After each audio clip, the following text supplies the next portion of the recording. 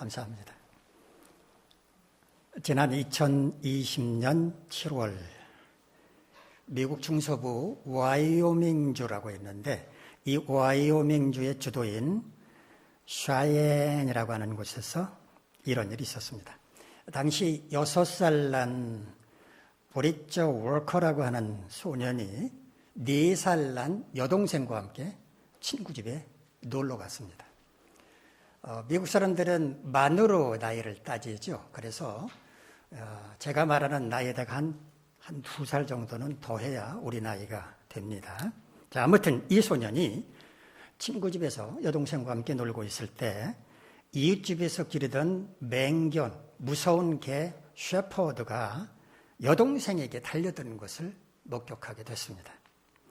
이 소년은 앞뒤 가리지 않고 여동생을 지키기 위해서 자신의 몸을 던져서 셰퍼드에게 달려들어서 막았습니다.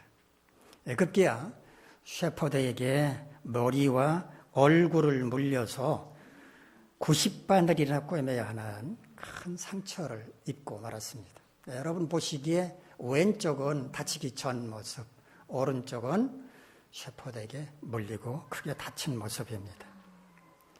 어린 소년이 어쩌면 이렇게 용감할 수 있었을까요?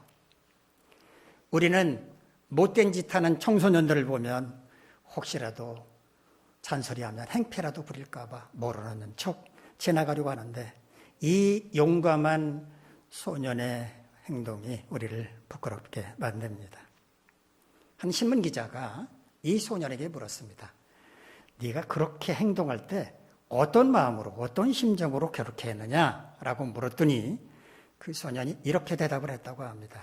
If someone had to die, I thought it should be me. 만일 누군가가 죽어야 한다면 그것은 나여야 한다고 생각을 했습니다. 라는 말입니다. 용감한 이 소년도 셰퍼드라고 하는 맹견을 두려워했다는 것을 알 수가 있습니다. 아니, 두려워한 정도가 아니라 죽을 수도 있겠구나 그렇게 생각을 했다는 거죠. 그러나 동생을 죽게 내버려 둘 수는 없고 죽어야 한다면 내가 죽어야지 이렇게 생각을 했다는 말입니다. 얼마나 대견한 아이입니까? 이 용감한 소년의 이야기가 언론을 통해서 알려지자 WBC, World Boxing Council, WBC는 이 소년에게 명예 챔피언 벨트를 수여했다고 합니다. 비록 어리지만 챔피언 벨트 받을 만하다고 생각되지 않습니까? 이 소년은 주짓수를 배우고 있었다고 그래요. 주짓수. 유겸이가 대회 나가서 상 탔던 주짓수. 이 사건이 있기 전에 얼마 전에 이 주짓수 대회가 있었는데 거기에서 4위로 입상을 하기도 했다고 합니다. 아마도 이 소년에게 주짓수를 가르쳐준 사범은 이 소년에게 말했을 겁니다. 누군가가 어려움을 당할 때 몸을 던져서 그 사람을 돕는 것이 용감한 것이다. 진정한 용기다 라고 가르쳐 주었을 것입니다. 세상을 깜짝 놀라게 만드는 용감한 사람들의 이야기는 우리를 감동시키기에 충분합니다만은 오늘은 본문 말씀 가운데서 이렇게 용감했던 사람을 만나보고 하나님께서 그 사람을 통해서 우리에게 주시는 교훈을 찾아보도록 하겠습니다. 오늘 본문의 주인공은 스테반입니다. 스테반의 헬라어 이름은요, 스테파노스인데 스테파노스라고 하는 헬라어는 면류관, 왕관이라는 뜻입니다. 스테반이 천국에 가서 주님으로부터 영광스러운 면류관을 받아 쓰게 될 것을 미리 그 이름으로 보여준 것입니다. 스테반은 예루살렘 교회가 최초로 세운 7명의 안수 집사들 가운데 한 사람이었습니다. 오순절 성령 강림 사건 이후에 사도들은 이전과는 전혀 다른 능력 있는 주님의 제자로 거듭납니다. 특히 베드로는 권능 있는 설교를 통해서 하루에 3,000명이 회개하고 하나님께로 돌아오게 만들었습니다. 예루살렘 교회는 이와 같이 사도들이 중심이 되어서 큰 부흥을 이루게 되었습니다. 이렇게 교회가 부흥하게 되자 이웃사랑을 실천하는 의미에서 어려운 사람들에게 식사를 대접하는 봉사활동을 펼치게 됐습니다. 그런데 대접을 받는 사람들을 선정하는 과정에서 헬라파 유대인의 과부들이 누락되는 일이 발생하게 됐고, 이 때문에 헬라파 유대인들의 불만이, 원망이 커지게 됐습니다. 호사다마란 말이 있죠. 좋은 일이 있으면 반드시 나쁜 일도 있습니다. 심술궂은 마귀는 좋은 일이 있을 때 항상 방해 공작을 펼칩니다. 이때까지 교회의 크고 작은 모든 일들은 12사도가 중심이 돼서 처리를 했는데, 성도들이 많아지게 되자 처리할 일도 많아지고, 그렇다 보니까 이런 작은 실수도 생길 수밖에 없었습니다. 결국 12사도들은 성도들을 모두 모아놓고 한자리에 모아놓고 이렇게 말합니다. 이제 우리는, 사도들은 오로지 기도하는 일과 말씀 사이에 힘쓸 겁니다. 그러니까 여러분들 가운데서 성령과 지혜가 충만해서 칭찬받는 사람 7사람을 선택하십시오. 그러면 우리가 봉사한 그 모든 일들을 그 사람들에게 맡기겠습니다 라고 선언을 하게 됩니다. 이렇게 해서 예루살렘 교회는 7명을 선택하게 됐는데, 스데반, 빌립, 브로고로, 니가노로, 디몬, 바메나, 니골라, 이 사람들, 이 7사람들이 바로 성도들에 의해서 선택한 사람들이었습니다. 사도들은 이 7사람 위에 안수를 하게 됩니다. 사도행전은 이 7사람을 집사라고 부르지 않습니다. 그런데 우리는 안수 집사라고 하지요. 왜 그런가 하면 현재 안수 집사들이 하는 일을 바로 이 7명의 사람들이 감당했기 때문에 그렇습니다. 사도행전 21장 8절을 보면 7집사라는 말이 나오기는 합니다. 집사라는 말이 나오는데 헬라 원문 성경을 보면 집사라는 말은 없고 그냥 7이란 말만 있습니다. 자, 아무튼 오늘 주인공은 이 7사람들 가운데 스데반입니다. 자, 우리 8절, 본문 8절 말씀 화면을 보면서 한번 같이 읽겠습니다. 시작. 스데반이 은혜와 권능이 충만하여 큰 기사와 표적을 민간에 행하니. 사도들이 7집사를 선택할 때 제시했던 조건이 있었습니다. 그 조건이 뭔가 하면 성령과 지혜가 충만해서 사람들에게 칭찬받는 사람이었습니다. 그런데 스데반은 성령과 지혜가 충만할 뿐만 아니라 은혜와 권능도 충만했다는 것입니다. 우리 말로 은혜라고 번역한 헬라어는요, 카리스라고 하는 말인데 하나님께서 주시는 은혜의 선물을 가리킵니다. 우리 카리스마라는 말이 있잖아요. 카리스마라는 말은 바로 이 카리스라고 하는 데서 유래가 됐습니다. 권능이란, 우리말로 번역한 권능이라는 말은 디나미스라고 하는 헬라어인데요. 사람이 평범하게 할 수 있는 일이 아니고 사람이 감히 할 수 없는 놀라운 능력을 디나미스라고 합니다.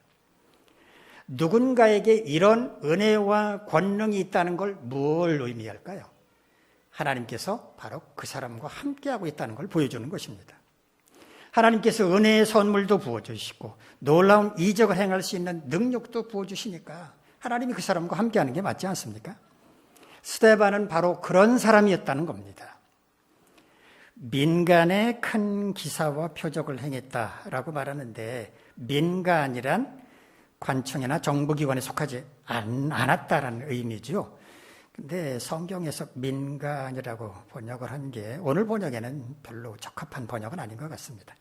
은혜와 권능이 충만한 스데반 집사가 민간이 아니라 사람들 가운데서 놀라운 기적을 보여줬다, 이런 의미로 해석하면 되겠습니다. 이처럼 스데반 집사가 사람들로부터 주목을 받게 되자 그를 시기하고 질투하는 사람도 생겨났습니다. 우리 본문 9절 말씀 같이 읽죠. 시작. 이른바 자유민들 즉 구레네인 알렉산드리아에 길리기아와 아시아에서 온 사람들의 회당에서 어떤 자들이 일어나 스데반과 더불어 논쟁할세. 자유민이라고 번역한 헬라어는요, 리베르티노스라고 하는 헬라어입니다. 노예였었는데 그 노예로부터 해방되어서 자유의 몸이 된 사람을 리베르티노스라고 불렀습니다. 여기 구레네, 알렉산드리아가 나오죠. 북아프리카에 속한 나라들입니다. 구레네, 현재 리비아, 알렉산드리아라는 도시도 있죠. 이 북아프리카 출신의 노예였는데 노예로부터 해방된 사람들, 자유민이라고 불렀습니다. 이들 노예 출신의 자유민들뿐만 아니라 갤리기아 아시아, 지금의 터키 지역에 있는 그 지역을 말하죠. 거기 출신의 이방인들은 그들만의, 유대인들이 아닌 그들만의 회당을 갖고 있었는데 그 회당에서 그들과 더불어 스데반의 논쟁을 벌였다라는 말입니다. 그런데 이 논쟁에서 그들은 스데반을 능히 당할 수가 없었다고 말합니다. 우리 본문 10절 말씀 오늘 보면서 같이 읽습니다. 시작. 스데반이 지혜와 성령으로 말함을 그들이 능히 당하지 못하여. 능히 당하지 못했다. 우리말로 이렇게 번역했는데 헬라 원문 성경을 보면 이렇습니다. 우크 이스큐온 안티스테나이. 우크란 말은 무엇이 아니다 라는 말입니다. 영어로 말하면 not란 말입니다. 이스큐오 강하다, 힘이 있다, 할 수 있다라는 뜻이고요. 안티스템이 대항하다, 반대편에 선다는 뜻입니다. 그러니까 대항할 만큼의 힘이 없었다, 강하지 않았다, 상대가 되질 않았다는 의미입니다. 왜 그랬을까요? 스데반은 하나님이 주시는 지혜와 성령으로 말했기 때문이다. 즉 그들은 감히 하나님과 함께하는 스데반을 감당할 수가 없었다라고 그 이유를 밝힙니다. 서로 논쟁을 벌이다가 상대방을 도저히 감당할 수가 없게 됐을 때 사람들은 두 가지의 선택을 해야 합니다. 하나는 내가 졌다라고 자신의 패배를 깨끗하게 인정하는 것, 다른 하나는 말도 안 되는 억지 주장을 펴는 것입니다. 자, 스데반과 논쟁을 벌이던 자들은 어떤 선택을 했을까요? 자, 우리 본문 11절에서 14절까지 말씀 함께 읽겠습니다. 시작. 사람들을 매수하여 말하게 하되 이 사람이 모세와 하나님을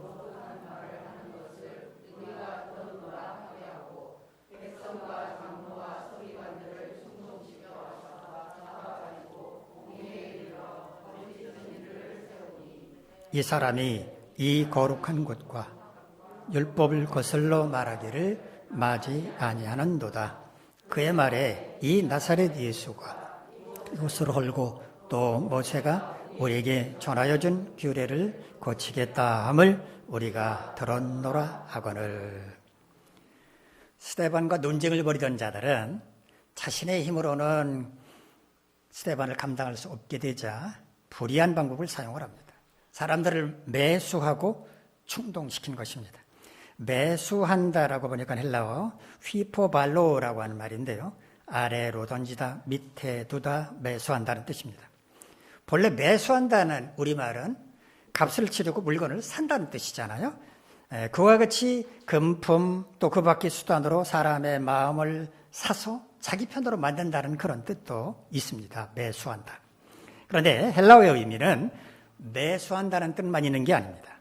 위협을 가하고 협박을 가하거나 그런 강압적인 방법으로 자기 밑에 둔다, 자기 수하에 둔다라는 그런 뜻도 있습니다. 그들 스스로의 힘으로는 논쟁에서 이길 수 없다고 판단해서 백성들과 장로들과 서기관들을 불러들였고 스데반을 붙잡아 사내들인 공회로 끌고 간 것입니다. 게다가 거짓 증인들까지 내세워서 스데반을 모함했는데 스데반이 거룩한 성전을 헐어버리겠다고 말했다느니 모세가 전해준 규례를 고치겠다고 말했다는 등 억지 주장을 거짓 증인들이 펼치게 만들었습니다. 그러니까 스데반을 범법자로 몰아간 것입니다. 이것은 하나님께서 기뻐하는 방법이 아니었습니다. 스데반과의 경쟁에서 이기지 못해 분노하는 그들을 사탄이 사로잡아서 비열한 짓을 하게 만들었기 때문입니다. 그들의 이런 행동에 대해서 스데반은 어떤 반응을 보였는지 우리 본문 15절 말씀 같이 읽겠습니다. 시작. 공회 중에 앉은 사람들이 다 스데반을 주목하여 보니 그 얼굴이 천사의 얼굴과 같더라. 사내들인 공회에 참석한 사람들은, 사내들인 공회원들은 스데반이 어떤 사람인지 알고 있었을 겁니다. 그를 고발하는 사람들의 주장이 얼마나 허황되다는 것도 알았을 겁니다. 심지어 증인들의 말이 사실이 아니라는 것도 잘 알고 있었을 것입니다. 그러니 과연 스데반이 어떤 반응을 보일지가 궁금했을 것입니다. 그래서 일제히 스데반을 주목하여 바라보았던 것입니다. 그런데 거짓 증인까지 내세워서 자신을 범법자로 몰아간다면 얼굴이 불그락 우르락 해야 마땅할 텐도 스데반의 얼굴은 천사의 얼굴과 같았다는 것입니다. 천사의 얼굴과 같았다는 말은 무슨 의미일까요? 그를 고발한 자들, 그들이 세운 거짓 증인들에 대해서 분노하지 않았다는 것입니다. 울분을 토하지도 않았다는 것입니다. 그렇게 날뛰고 있는 그들을 오히려 불쌍히 여겼다는 것입니다. 오늘 보면 이후의 말씀을 보면 스데반은 산헤드린 공회원들 앞에서 긴 설교를 하게 됩니다. 사도행전 7장은 스데반의 설교 내용을 기록하는 것입니다. 스데반은 믿음의 조상 아브라함부터 시작해서 예수 그리스도의 죽음에 이르기까지 이스라엘 역사를 아우르는 설교를 하면서 목이 곧고 마음과 귀에 할례를 받지 못한 이스라엘 백성들이 예수 그리스도까지 죽였다고 꾸짖었습니다. 스데반의 설교가 모든 산헤드린 공회원들의 마음을 아프게 찔렀지만 그들은 오히려 스데반을 향해서 이를 갈았습니다. 자신들의 잘못을 너무 적나라하게 지적했기 때문입니다. 이때 스데반이 하늘을 우러러보며 이렇게 말합니다. 하늘이 열리고 예수께서 하나님의 우편에 계신 것이 보입니다. 스데반은 하나님께서 보여주신 환상을 그대로 말로 표현한 것이었지만 산헤드린 공회원들은 신성 모독이라고 소리치면서 그에게 달려들었고 마침내 저 같은 사람은 돌로 쳐 죽여야 한다라고 하는 죽어 마땅한 죄인이라고 하는 선언을 하게 됩니다. 결국 스데반은 성 밖으로 끌려나가 돌에 맞아 순교했는데 사도행전 7장 60절을 보면 그의 마지막 순간을 이렇게 묘사하고 있습니다. 무릎을 꿇고 크게 불러 이르되 주여 이 죄를 그들에게 돌리지 마옵소서 이 말을 하고 자니라. 마지막 숨을 거두는 그 순간까지도 스데반은 그를 죽음으로 몰아간 자들을 조금도 미워하지 않았으며 오히려 그들의 죄를 용서해 주시길 기도했다는 말입니다. 얼굴만 천사였던 게 아니고 진짜 천사였다는 것을 보여주는 것입니다. 스데반은 결코 평범한 사람이 아니었습니다. 많은 예루살렘 성도들 가운데 그가 안수 집사로 선택된 것은 성령과 지혜가 충만하여 칭찬받는 사람이었기 때문이었습니다. 성령과 지혜는 누가 주는 것입니까? 하나님께서 부어주시는 겁니다. 그러므로 스데반은 하나님의 사람이었습니다. 7 집사들을 소개할 때 스데반의 이름이 가장 먼저 나오는데 이것을 볼 때 스데반은 모든 성도들로부터 가장 큰 칭찬을 받았던 사람, 지금으로 말한다면 표가 가장 많이 나온 사람이었을 가능성이 큽니다. 물론 7 집사들 가운데 빌립 혹은 니골라도 나름대로 활약했다는 기록들이 있기는 합니다만 스데반만큼 비중 있게 소개되고 있지는 않습니다. 스데반은 또한 은혜와 권능이 충만하여 사람들 앞에서 큰 기사와 표적을 행했습니다. 큰 기사와 표적을 행할 수 있는 사람 누굽니까? 하나님께서 능력을 부어주시는 사람만 가능한 겁니다. 스데반과 논쟁을 벌이던 자들이 감히 그를 당할 수 없었던 이유는 그가 지혜와 성령으로 말했기 때문이었습니다. 즉 하나님께서 스데반과 함께하고 계셨기 때문에 그들은 감히 스데반을 이길 수가 없었던 겁니다. 한마디로 요약해서 말한다면 스데반은 세상이 감당할 수 없는 사람이었습니다. 하나님은 오늘 우리에게 스데반의 이야기를 통해서 세상이 감당할 수 없는 사람이 되라고 말씀하십니다. 세상을 두려워해서 세상에 눈치나 보는 사람이 아니라 슬금슬금 뒤따라가는 비겁한 사람이 아니라 세상의 휘둘림을 받아서 이리저리 나뒹구는 사람이 아니라 세상의 영향을 받아서 하나님의 사람이라고 하는 빛은 다 잃어버리고 세상 사람들과 다를 바 없이 퇴락해가는 사람이 아니라 세상을 향해서 큰 소리를 호령할 수 있는 사람, 세상에 영향력을 끼치고 세상을 이끌어가는 사람, 세상에 두려워하는 사람이 되라고 말씀하십니다. 이 시간에는 오늘 본문의 스데반을 통해서 세상이 감당할 수 없는 사람은 어떤 사람인지 확인해 보도록 하겠습니다. 첫째, 세상이 감당할 수 없는 사람은 항상 하나님과 함께하는 사람입니다. 여러분은 항상 하나님과 함께하고 계십니까? 만약에 항상 하나님과 함께하고 계신다면 여러분과 함께하시는 하나님은 어디에 계십니까? 하나님은 우리 눈으로 볼 수 있는 분이 아닙니다. 만약에 하나님이 그런 분이라면 이 지구상에 있는 수많은 사람들과 어떻게 늘 함께 하실 수 있겠습니까? 영적인 존재이시기 때문에 수억 명과도 동시에 함께 하실 수 있는 겁니다. 하나님은 왜 우상을 만들지 말라고 말씀하셨을까요? 하나님은 어떤 형체도 없는 분이신데 자기들 멋대로 어떤 형상을 만들어 놓고 이것이 하나님이라고 사람들을 현혹시키지 못하게 하신 것입니다. 그렇다면 이런 하나님과 함께하는 방법 뭔가요? 하나님이 거룩한 영을 우리 속에 모시는 것입니다. 하나님의 거룩한 영이 뭡니까? 바로 성령입니다. 우리가 성령을 우리 마음속에 모셔드릴 때, 성령의 인도함을 따라 살아갈 때 우리는 항상 하나님과 함께 할 수 있는 것입니다.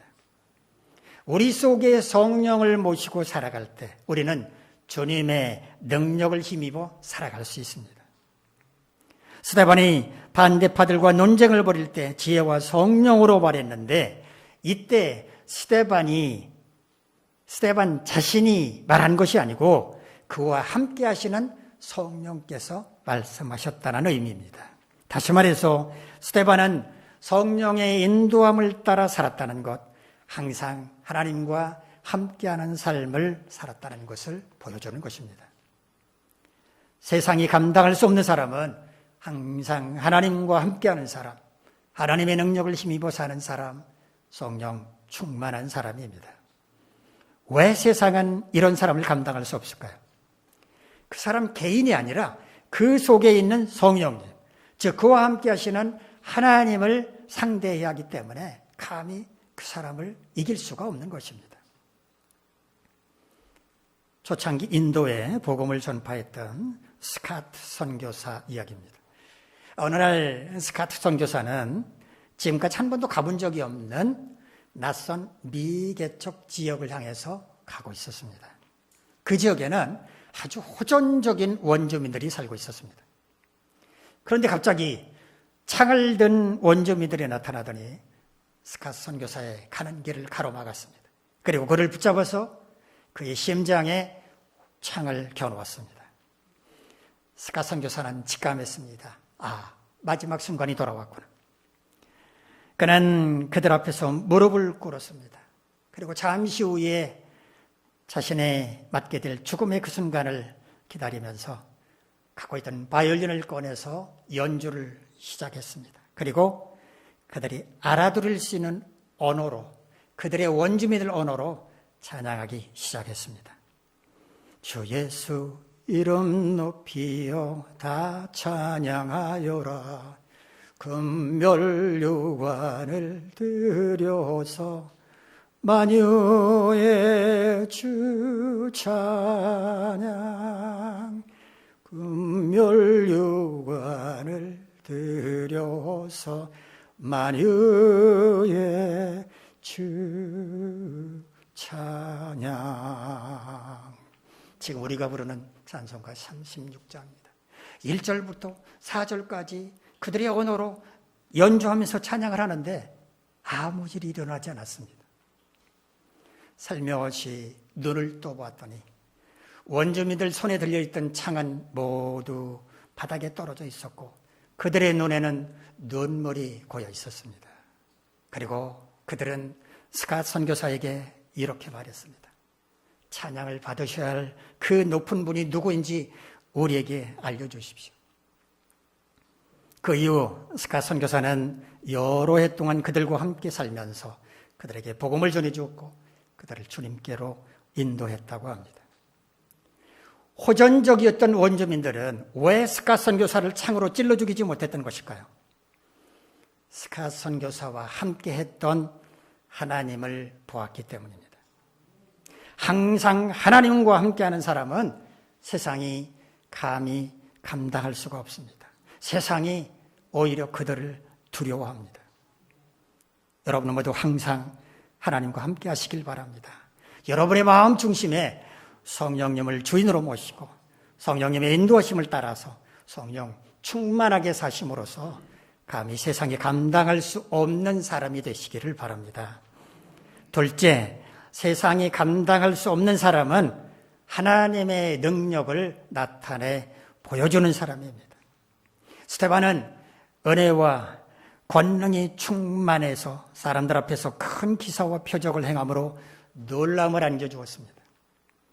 반대파들과 논쟁을 벌일 때도 침묵하지 않고 성령께서 주시는 지혜로 말했으며 사내들인 공의원들 앞에서도 담대하게 말씀을 전했습니다.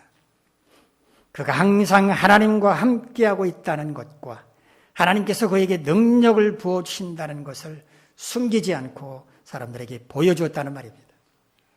만약에 우리가 항상 하나님과 함께함으로써 하나님이 주시는 지혜와 능력을 힘입어 살아간다면 그 증거를 나타내 보여줄 필요가 있습니다.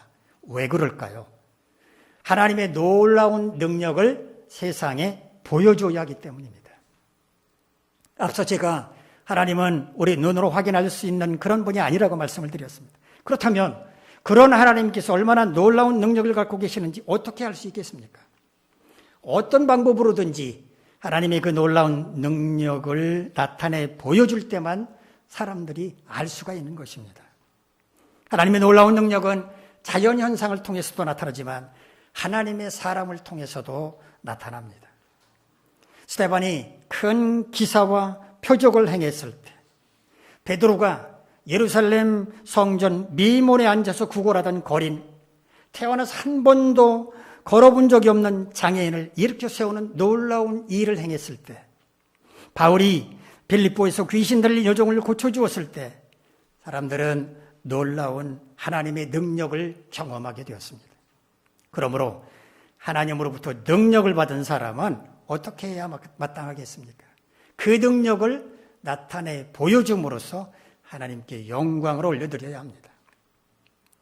저에게는 하나님으로부터 받은 놀라운 능력은 없습니다만 믿음의 은사, 지식과 지혜의 은사가 있어서 하나님의 말씀을 연구하고 그 말씀 가운데 있는 하나님의 교훈을 발견하는 데는 여러분보다 나을 수 있습니다. 그래서 저는 부지런히 기도하고 말씀을 연구해서 제가 깨달은 지혜를 여러분들께 전해드리고 있습니다. 하나님께서 저를 이 교회의 지도자로 세워주셨다고 하는 것을 인정하지도 않고 존경하지도 않는 분이 있을지 모르겠습니다만은, 그러나 단 한 분만이라도 제가 전해드리는 말씀을 통해서 깨달음을 얻고 하나님의 놀라운 능력을 경험하는 분이 계시다면 저는 그것으로 만족하고 감사하겠습니다. 미약하게 짝이 없는 저지만 적어도 그 한 분에게만큼은 세상에 감당할 수 없는 사람이 되는 것이기 때문입니다. 사랑하는 성도 여러분, 하나님께로부터 받은 능력이나 은사가 있다면 숨기지 말고 하나님의 영광을 위해서 그것을 드러내시기 바랍니다. 누군가가 여러분을 통해서 하나님의 능력을 경험하고 하나님께 영광을 올려드릴 수 있게 된다면 여러분도 세상에 감당할 수 없는 사람이 되는 것이기 때문입니다. 셋째, 세상이 감당할 수 없는 사람은 하나님의 성품을 자신의 것으로 삼은 사람입니다. 자신을 죽이고자 모함하는 자들을 보면서 천사의 얼굴을 했던 스데반, 자신을 죽이는 자들의 죄까지도 그들에게 돌리지 말라고 기도했던 스데반, 도대체 그는 어떻게 그렇게 행동할 수 있었을까요? 그는 판단력이 둔한 바보였을까요? 그는 하나님의 성품을 가진 사람이었기 때문입니다. 진정한 하나님의 자녀는 어떤 사람입니까? 하나님을 닮은 사람, 하나님의 성품을 소유한 사람입니다. 스데반은 바로 그런 사람이었다는 말입니다. 저는 이 땅에 있는 많은 그리스도인들을 보면서 희망보다는 절망을 느낄 때가 훨씬 더 많습니다. 이러다가는 몇 세기 지나지 않아서 이 땅에서 기독교는 사람들로부터 외면당하고 말 것이라고 하는 두려움 때문입니다. 하나님을 영적인 아버지로 섬기는 사람이라면 그 사람에게서 하나님의 성품이 나타나야 마땅한데 그렇지 못한 사람들이 너무 많기 때문입니다. 수십 년 신앙생활을 하는 게 무슨 자랑이 될 수 있겠으며 계급장이라도 되는 것처럼 직분을 갖고 있는 게 무슨 소용이 있겠습니까? 어느 누구라도 주님의 향기를 풍기지 않는다면, 그에게서 주님의 인격과 성품이 나타나지 않는다면 그는 주님의 제자라고 말할 수 없을 것입니다. 하나님의 성품을 자신의 것으로 삼지 못한 사람, 하나님을 닮지 못한 사람은 세상이 감당하지 못하는 게 아니고 세상으로부터 멸시를 당하고 말 것입니다. 세상에 영향력을 끼치기는커녕 오히려 근심거리가 되고 말 것입니다. 사랑하는 성도 여러분, 하나님의 성품을 여러분 자신의 것으로 삼으셔서 날마다 하나님을 닮아가시기를 바랍니다. 그럴 때 여러분도 세상에 감당할 수 없는 사람이 될 것입니다.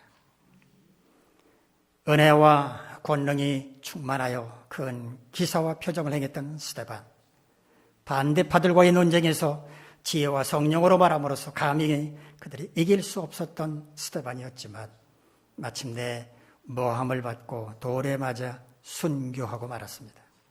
그러나 스데반은 허무하게 죽은 것이 아니었습니다. 그가 돌에 맞아 죽을 때 사울이라고 하는 이 청년이 현장에 있었는데 그는 스데반을 죽이는 주동자 가운데 한 사람이었습니다.